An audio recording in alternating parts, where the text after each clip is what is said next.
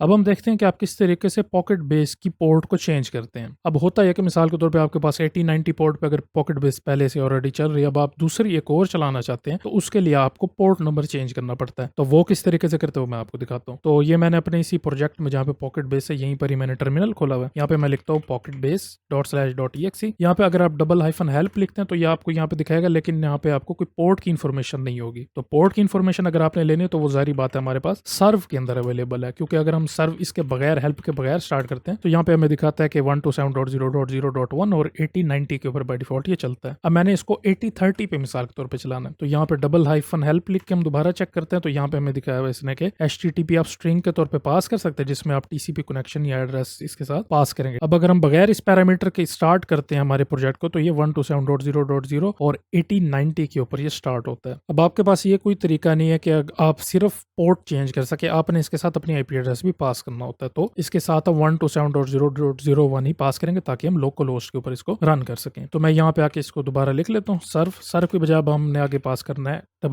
$HTTP is equal to double quotation देना है, यहाँ पे देना 127.0.0.1:8030। एंटर करेंगे, ये स्टार्ट हो गया। देख सकते हैं यहाँ पे हमारा पोर्ट नंबर चेंज हो गया। अगर मैं इसको विजिट करता हूँ तो ये देखिए इसने मुझे ओपन कर दिया। मैं यहाँ पे आके अपना जो ईमेल है वो यहाँ पे लॉग इन कर लेता हूँ, admin@gmail.com, admin@12345 इसको एंटर करते हैं। देखिए इसने मुझे लॉग इन करा दिया। अब यहाँ पे आप देख सकते हैं कि हमारी 8030 के ऊपर यहाँ पे स्टार्ट हुआ है प्रोजेक्ट। अगर हम यहाँ पे 8090 के ऊपर आते हैं तो ये देखिए हमें दिखा रहा है कि इसके ऊपर कुछ भी इस टाइम नहीं चल रहा। तो ये सिंपल तरीका है, इस तरीके से आप पोर्ट को चेंज करते हैं।